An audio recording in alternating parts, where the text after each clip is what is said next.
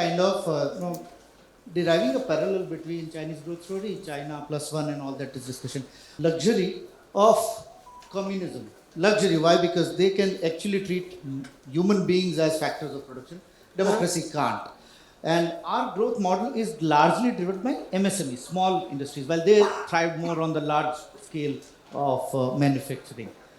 Is it the right way to go for us as well in terms of achieving the desired economic growth that we look forward to? You can answer. The ecosystem. I mean, if we look at why China is what it is today, you take any product,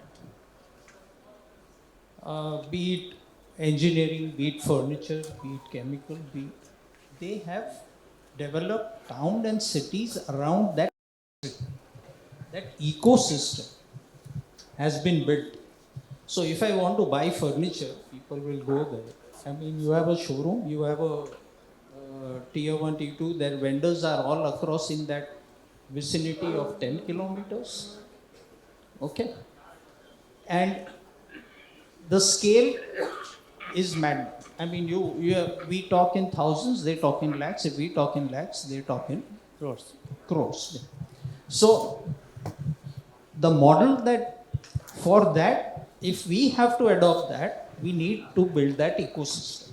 Here. No, sir, allow me to interrupt. My question is, do we need to adopt that model? Aren't we good with MSMEs and clusters of MSMEs? Yes, we need to adopt, because otherwise how are we going to get scale?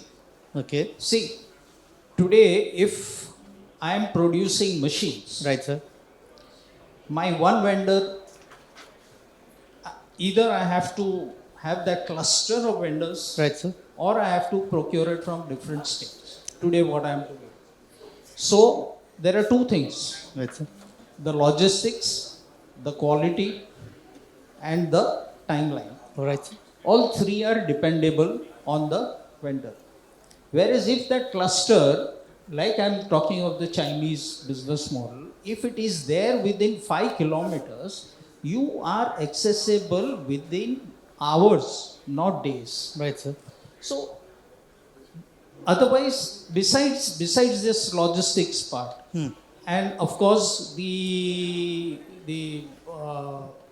political aspect of it, that you have to do this. It's not, you don't have a choice. Yeah. You know, I mean, and obviously the finance then comes into play. That okay, you export and the government subsidize it through the back door or other ways, that okay, you may go at a 3% loss, but then government subsidizes it with a subsidy or interest or anything. So that's the reason why China is where it is. Today I am manufacturing 6,000 machines per year. Right. To scale to 10,000 machines, I will take maybe 2 years to put up that entire ecosystem. Right. And there, it will be done within 6 to 8 months. So this is the challenge, and that is why we need to adopt that scale. And it cannot come. It has to. The entrepreneur is there to take the risk, but then that ecosystem from the government. And the most important thing is the land bank. Today, if I want to expand, if I want to go to that scale, where is the land bank that I have? And if the land bank is available, it is not affordable. So the viability of the project itself is defeated before even I start doing anything. Right. So that was. So when you say land bank, do you think that government of the day needs to do something about that? Yes. And for the SMEs, now if an SME, when we are talking of SMEs, today he has say 1 acre where he has consumed his capacity. Right, sir. Now he wants to expand. Now his ecosystem is built around his current location. Right, sir. Now if he has to expand and if he wants to grow 2x, 3x, he cannot afford the land there, because that is out of the question for him to afford that land and to make the project viable and be competitive. So then he has to think of going some 10 kilometers away, 15, where there is no infrastructure. So I hope I'm. Yeah. So basically, you're saying that they are trying to say that there needs to be a proper ecosystem. Because then and only then will we be able to even talk about or dream about getting where China is. So you were saying something. Yeah, so I think I completely understand where he's coming from. I think this whole concept of clusters, I think Exactly. the cluster economy it is really the wave that we will need to go to scale up. Right. Because it's not just scaling up your own organization, you need to have vendors who can also scale up. You need to have them within the vicinity of, so maybe to also take away this whole issue about logistics. Because whatever we might say, transporting something from south of India to Rajkot has its own challenges. And when you're scaling up, I think we are looking at manufacturing concepts of just in time and Kanban and all of that, where any delay is going to impact what you're trying to do within the company. So, cluster economy really, and that's really the way that industries will have to look to scale up, and obviously that a lot of that can only be done by focused government support. I think because, like he mentioned, land bank is one, infrastructure is the other. Because if you, let's say, you have a chemical industry, right? Common effluent treatment plants and all of that, they need to be built in, because each industry by itself will not be able to, or may not have the scale at that time to invest in doing all of that. Also, I think we just spoke about sustainability. I think when you have a cluster economy, the learnings can very easily be spread transferred to the organizations which are within that cluster. So I think we need to probably start thinking of the scaling up process a little different. I may have a different lens on that because frankly, inadvertently cluster बन जाते हैं हिंदुस्तान में. Sir, Rajkot में diesel engine किसी ने एक ने बनाना शुरू किया और हमने सब ने डीजल इंजन बनाने शुरू कर दिए थे. आपने सीएनसी बनाना शुरू कर दिया, आपके आसपास कितने सारे सीएनसी मशीन बनाने वाले शुरू हो गए. So somewhere it is, but it is not happening in an organised manner. That can be the pain point, right sir?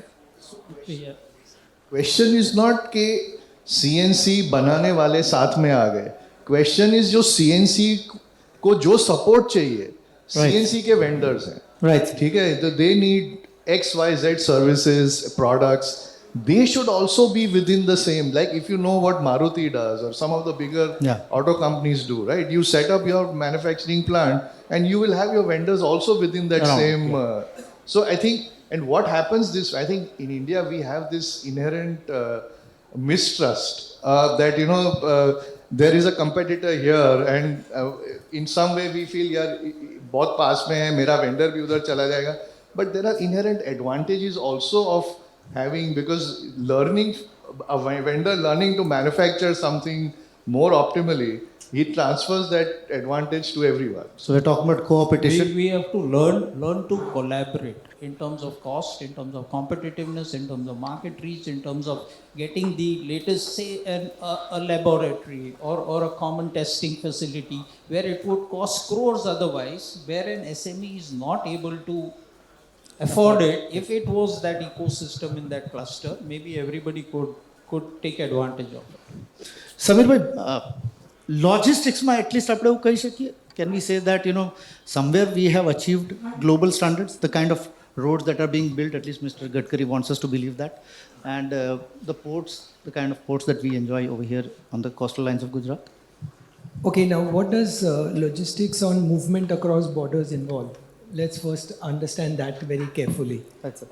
It involves infrastructure, it involves legislation and regulators, and it involves processes.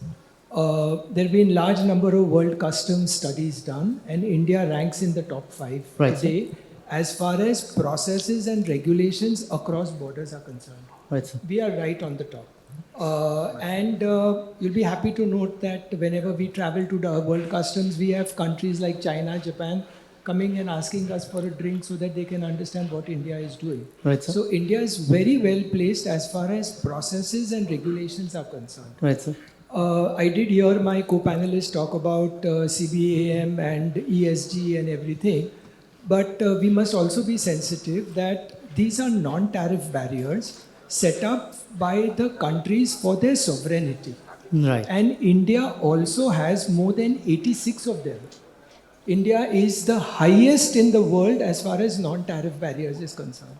But since we are always talking exports, nobody realizes that India is very high on import tariff barriers. Right, sir. Then coming back to your question, sir, I think we are very well placed as far as sea cargo is concerned. We are very badly placed as far as air cargo is concerned. Right, sir. And road transportation, because of our relations with our neighboring countries, has never developed. Right, sir. Otherwise, we could have developed a fantastic road network. So could this developing Dholera airport be an answer to your, a little grump that we are not that well set in air cargo? See, air cargo is not just setting up airports. Air cargo is also a mindset. Everyone in this room, I'm sure, feels air cargo etle mongo che. Right, sir. But that is a myth.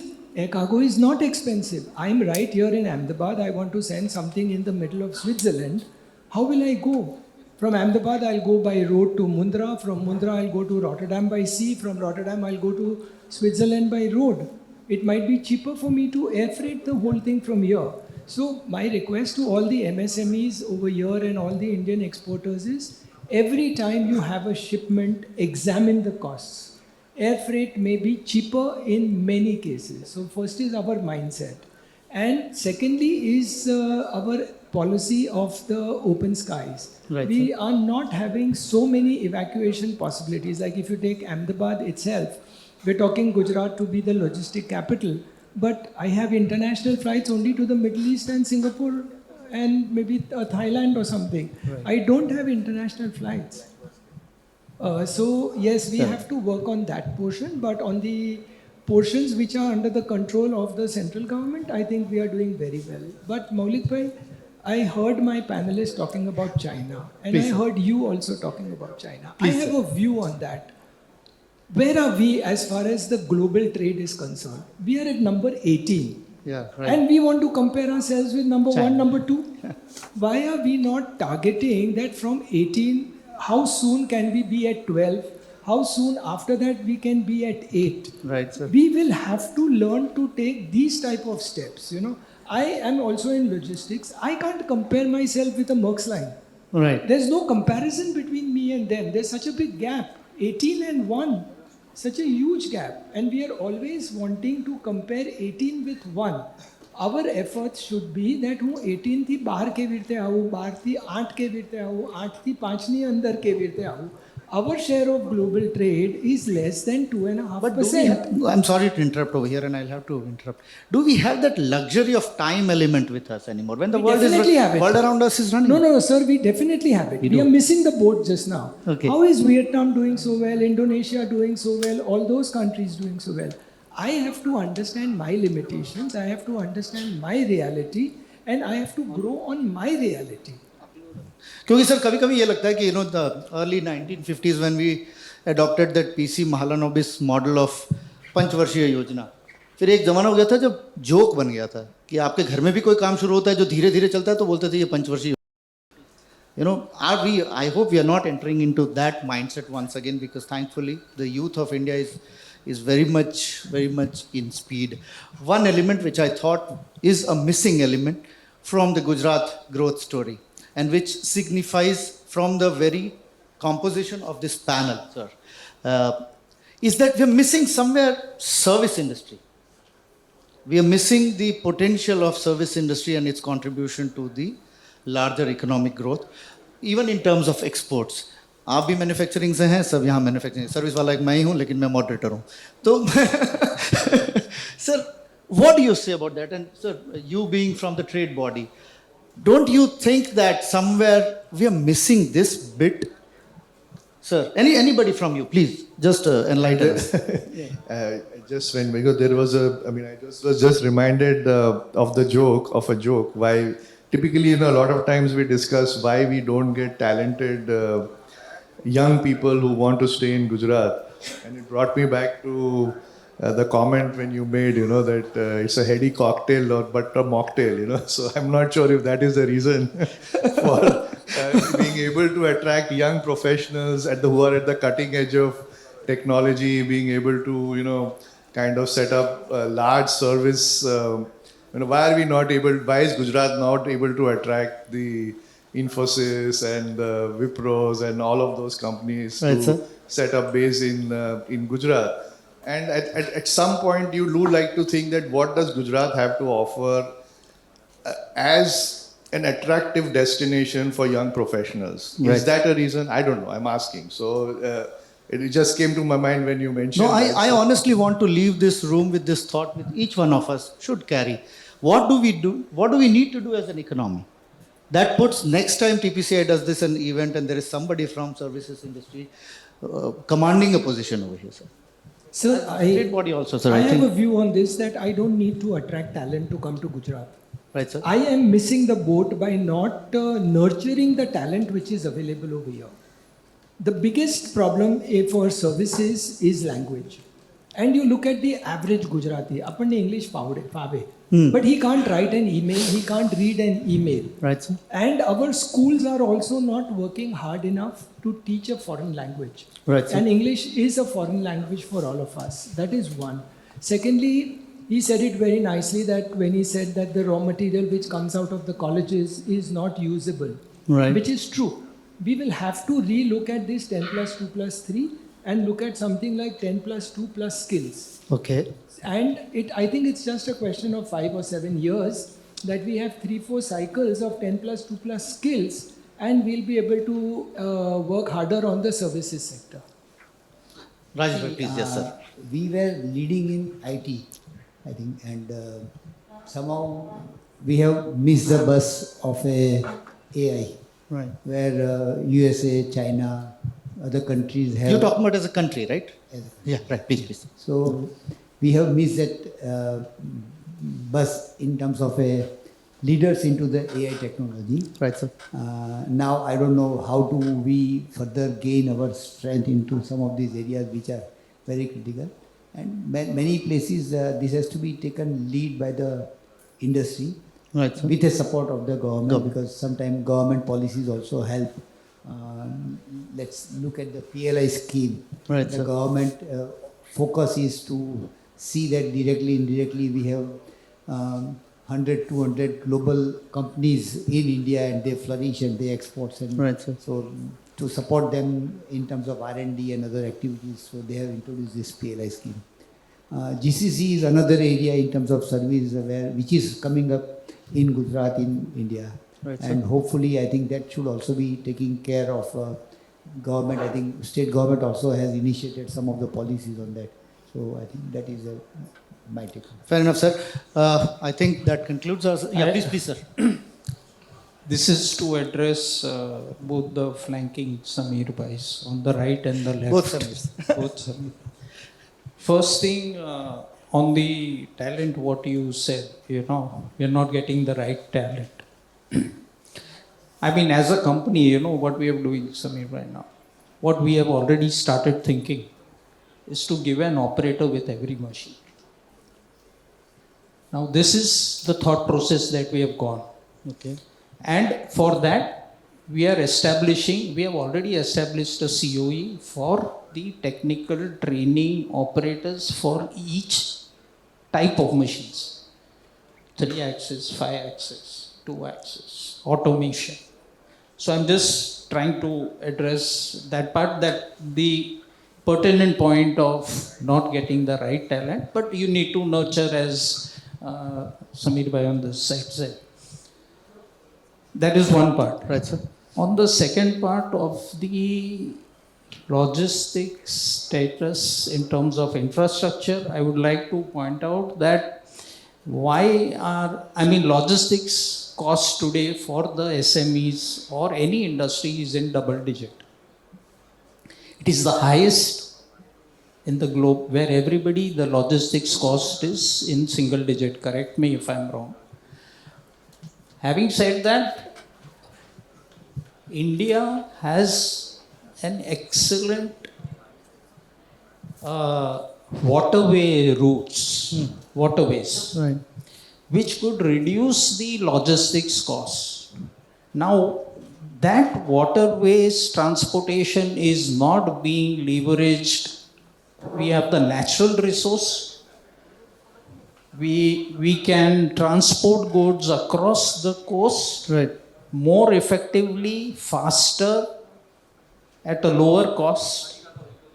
So this is one point to ponder, that how we can get the government or the other agencies to make this as an alternative or an effective mode of transport which will reduce your load on the roads, avoid accidents and whatever. I mean that whatever goes with it. So these were the two areas. I'd like to react to that. Himanshu bhai, we need to be sensitive. First, there has never been a study to say that India's logistic cost is 13 to 15%. And I'm saying this with all responsibility and sincerity. There has never been a study done. It was just that 26 years back, some gentleman came from Singapore and he made a public statement that India's logistic cost is 15-16%. And all of us have just latched onto it. Around 2.5 years back, DPIIT instituted a study. Now, when you study logistic cost, you need to be sensitive that there are 97 chapters in the tariff. The GST tariff also has 97 chapters. And the logistic cost for each chapter is going to be very different. The logistic cost for exports is different, logistic cost for domestic is different.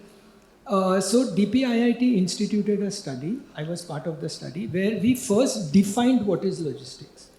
A similar study was done by the IIM and IITs of Chennai, Bhopal and one other city, I forget the name, that was done under the Ministry of Road Transport.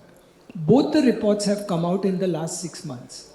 And India's official logistic cost as given by the Government of India for the larger corporates, not the MSMEs, is at 7.8%.